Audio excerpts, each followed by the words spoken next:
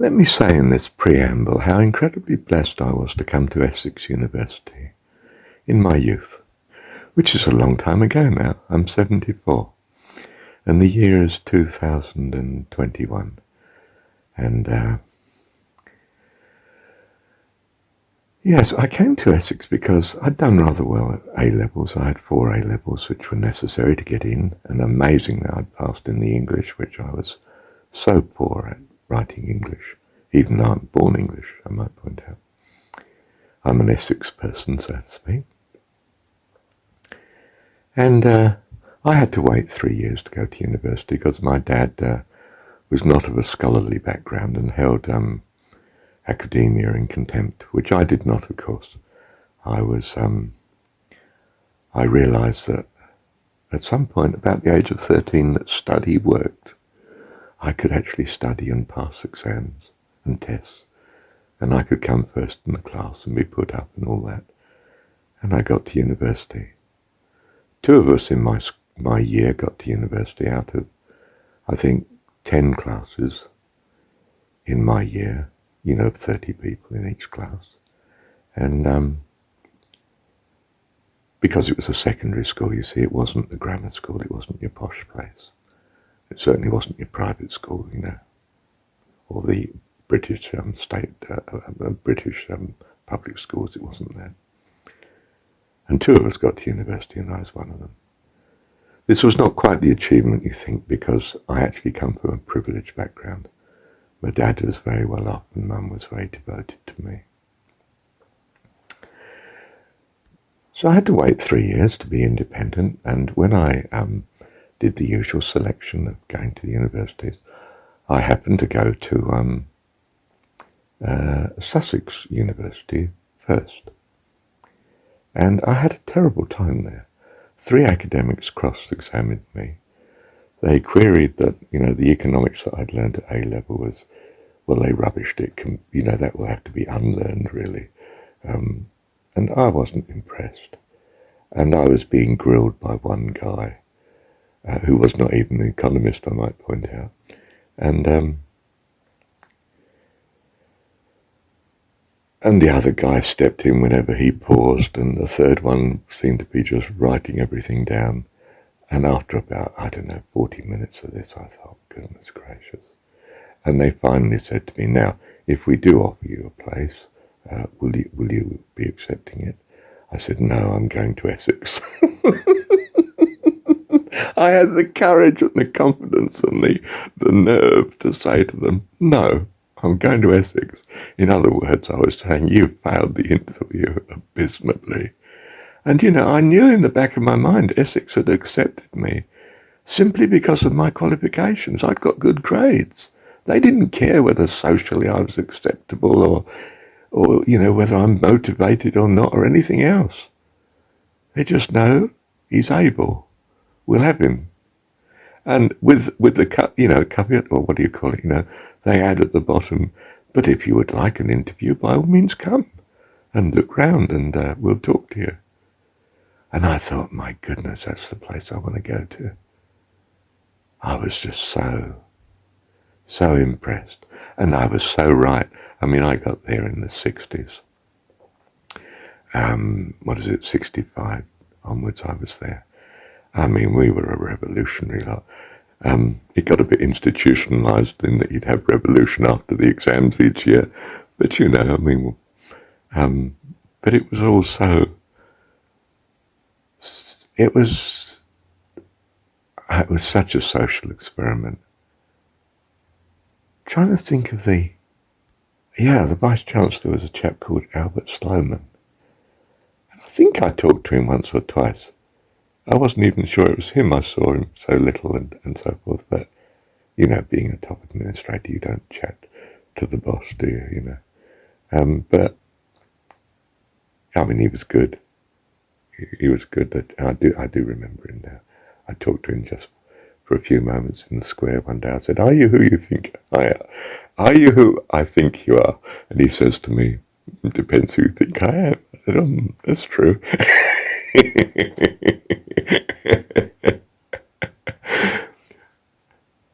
But they were good. They knew how to handle the way out students that other universities wouldn't touch because socially they were unacceptable revolutionary guys, you know. I mean, Maoists, Trotskyites. They thought I was right-wing being a member of the Labour Party. Well, did turn out to be that way, didn't it? Labour Party did become pretty like right-wing. But anyway, that aside. So it was a wonderful experience in that sense, and university is quite an experience to people. Well, it was in those days anyway. But I mean, students were far, far more radical then. And Essex almost delighted in it. But anyway, I did quite well, you know, got a 2-1 and ended up doing a master's and being engaged on doing the PhD in economics. And my topic was decision making and uncertainty. And of course, you know, I was approaching it in the straight academic way of the 60s, which was to say, well, how are decisions made in investment? How do you be rational when you've got imperfect information? And of course the obvious thing was, well, let's assume you got probabilistic information. How would you handle it then? Of course the obvious response is, but you don't have probabilistic information on a lot of the investment situations. And of course, at some point I reached a crisis.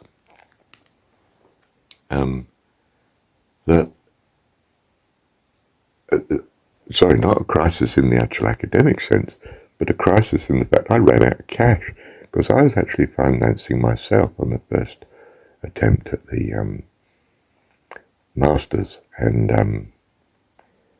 in fact I did get offered cash a year or so later, and I returned and did do the masters, and then went on to do the PhD. So I'd reached this sort of situation, and it was dawning on me in my enlightenment, which I got on campus, I might point out.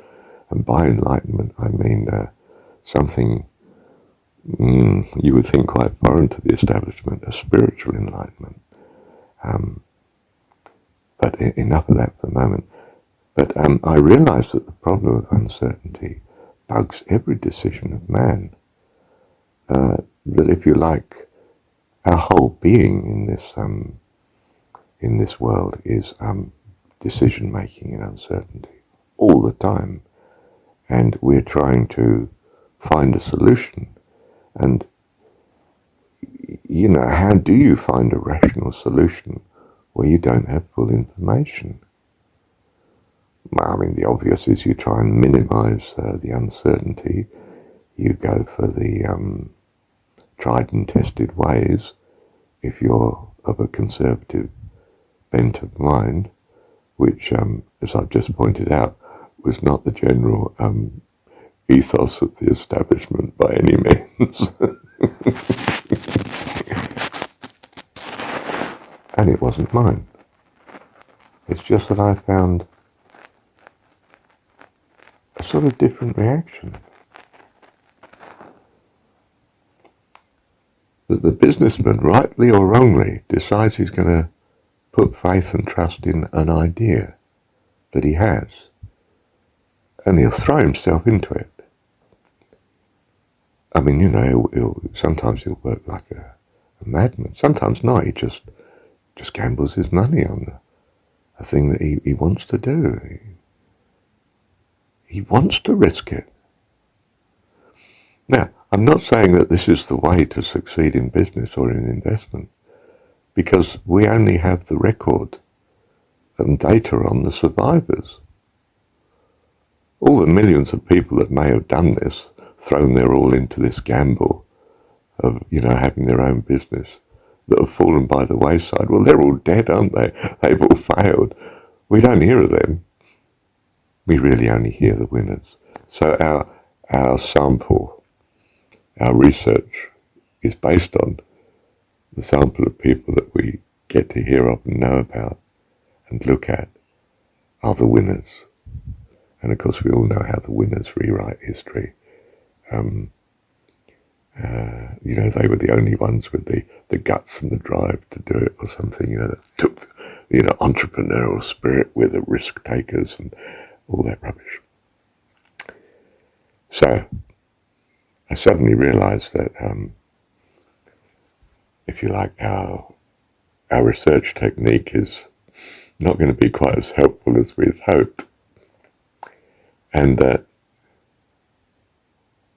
the solution to a situation where you can't be rational, where there's not enough information to base your rationality on it, to optimize, that sort of situation demands a solution that is in some sense outside the rational, but rational in the sense that it still blesses and benefits you. So in some sense, it might not even bring you what you hoped for, but my goodness, can it bring you something even better? Now, in modern 21st century terms, I'm a 20th century man, aren't I? I'm as old as the hills. I'm 74. I think I said that, didn't I? I don't want to be obsessed by this, but I'll just mention it again. In 21st century terms, let's take someone like Jordan Peterson, not an economist, of course, but a very interesting YouTube performer. Blessed many people. Has the view that, well, what you need in life is meaning. Religion may afford you this, but whatever it is, you need meaning to your life. If you have meaning, you can suffer defeats and victories unfazed, because your eye is still fixed on the goal, the meaning that life has for you. And that sort of person seems to be, he's a psychiatrist, I believe. A psychiatrist, yeah.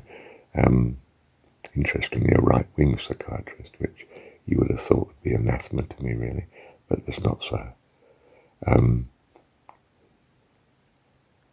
Yes, his view is that if you have meaning, then you are a much more sane individual, in the sense that you don't suffer from depressions and all the various things that we have labelled as mental illnesses, but that are really possibly a consequence of,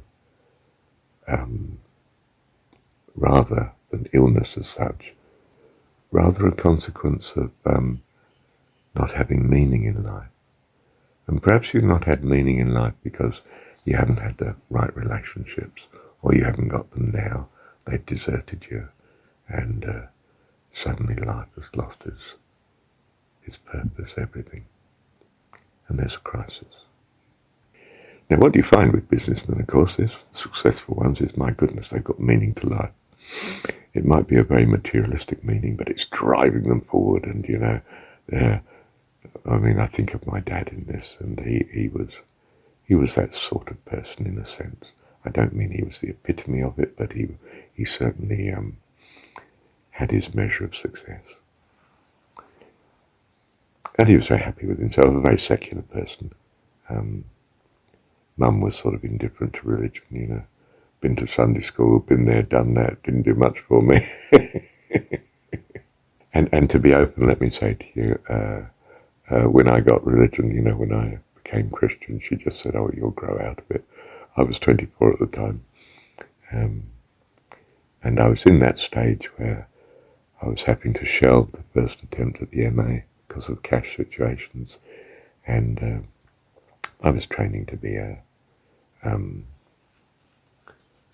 social worker. I thought I wanted to do some ordinary occupation that didn't have all the status and so on, just to help people. I wanted to be a direct blessing rather than an ivory tower, some supplier of wisdom to the world that might help but might not, I don't mean I had a contempt for ivory towers, for universities, which that phrase used to imply, because I'd got the view of university, which was from reading Plato. His academy is what developed from his understanding of things. And so a basic view of what a university was just, well, it was heaven to me. That's why I slaved to get there. And that's why I did get there and why I stayed, of course. So to return to my topic, what I'm saying is that I realize that the solution to uncertainty is not really in the world of rationality, and it can't be. And of course then that has incredible implications for life generally.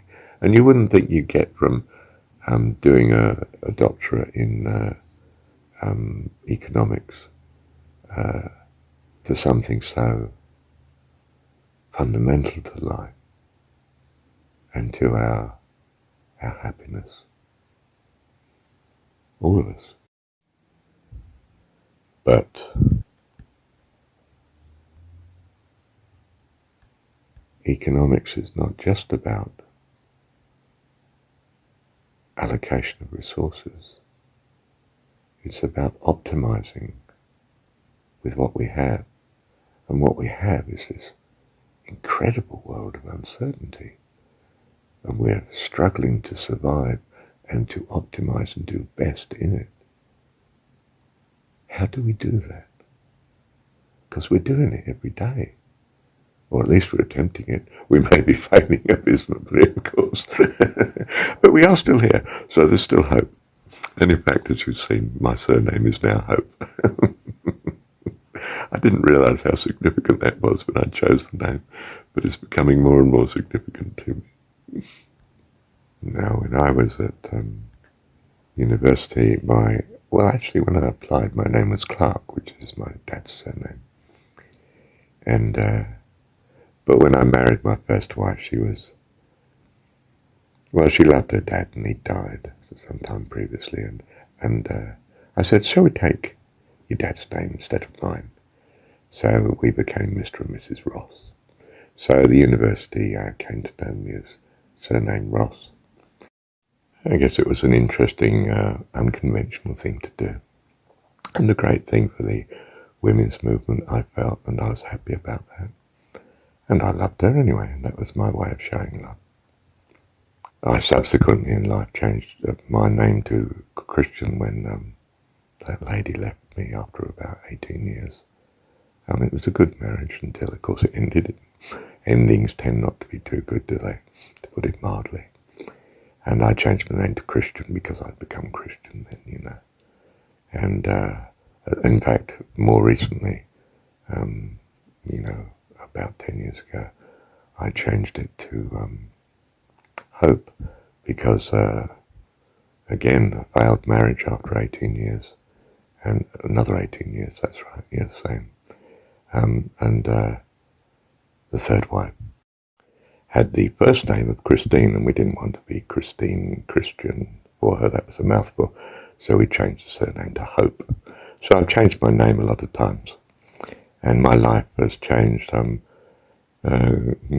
parallel with wives. So I don't have a good record from a marriage point of view, superficially anyway. Each of the three marriages have been what I treasure and count as wonderful. They all finished in an unhappy state. Dissolution of marriage is not fun, is it? And perhaps you might know of this. I hope not. But anyway, where was I? Hang on a minute. Now we can have a very narrow view of resources. I mean, less so in economics because we sort of try and net in entrepreneurial ability and utility and concepts like that in as practical way as we can manage it. We try and make it fit with our view of physical sciences in a sense. We need things with data that we can objectively analyse, and fair enough. But of course the reality of the problem is that much of the stuff that's our resources and our goals are not measurable and handleable as data simplistically in this way. And such areas are absolutely vital to us. You know, I mean, we tried to net happiness under the heading of utility and welfare and so forth. And obviously we've done our best to do so, but and still fit into the accepted scientifically academic frame. And of course some of the challenges from other disciplines that we hadn't succeeded in doing that at all well. And that's why, you know, you got 3 economists with 4 different views. In fact, you probably got more than that. But you know, I took to heart the opening talk of our statistician in the very first year of the university, who said, well, there's lies, damn lies, and statistics. And he was teaching statistics, of course. I loved the academic atmosphere. I could just run with it. I couldn't understand why these kids wanted to rush off home at weekends. I thought, goodness, I would like to just stay and talk and discuss, and I don't think they'd got the Socratic background that reading Plato had given me. Isn't that odd? You wouldn't have thought that something so culturally, historically correct would have given me such a good background to loving being at university. You could say being held up for 3 years, not being able to come straight from doing A-levels, had probably increased my desire to enjoy the place. And I didn't enjoy it in the classical revolutionary 60s student way. You know, I mean, I was not into drugs, even though my best friend colleague was. And I was actually right-wing, if anything. Well, I mean, I wasn't. I was a socialist, but that was considered right-wing there. But I love the place. I mean, when students were chaotically noisy at night, you know, and I'm living in student accommodation, it didn't bother me at all, in spite of my obnoxious middle-class background. I just thought, well, it's university. That's what I've come for. That's what I expect.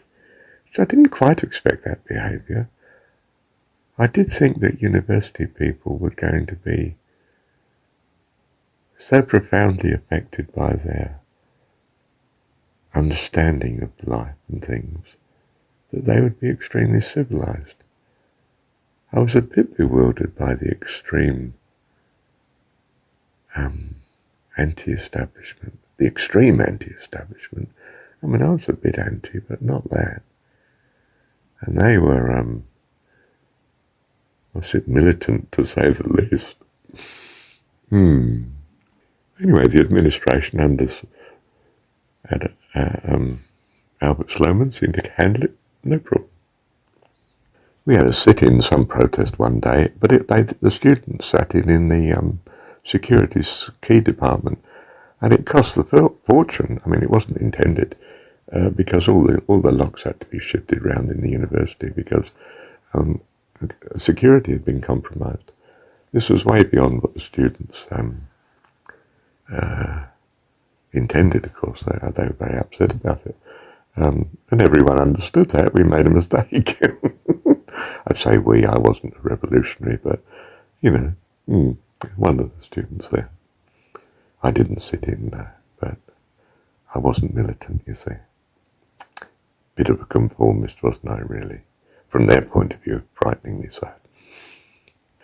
I remember that on one of their revolutionary days they were burning a car in the university square, but underneath the square were apparently gas pipelines, and someone mentioned this to from the administration to the fire department, and this became pretty urgent, and so of course the students were just asked, look, there's gas main underneath where you are.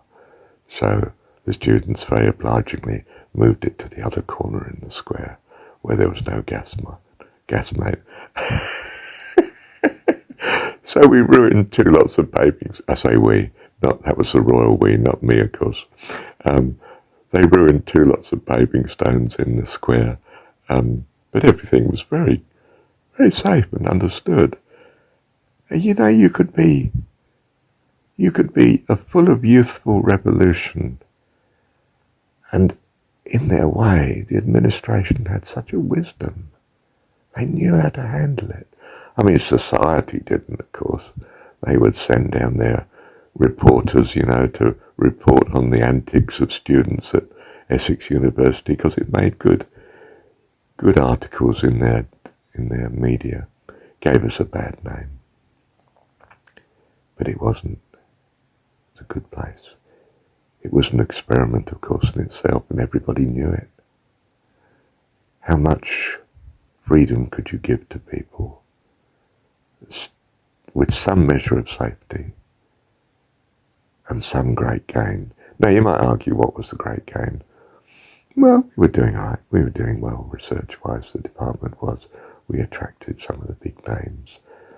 It was set up by the LSE, the department, staff came from there. It was a success in its way. Yeah, it was a new world. Great. As I say, I wasn't into the social or political side, but I wasn't alien to it. I too was broadening my understanding of, wow, this is quite an experiment. And they're running with it, the administration. That's pretty enlightened. Fancy that. I wonder how society's going to put up with it. And of course it didn't. Do you know what the knee-jerk reaction was? We brought in all sorts of civilized studies like accountancy and law and departments like that, which would bring some stability and conformity.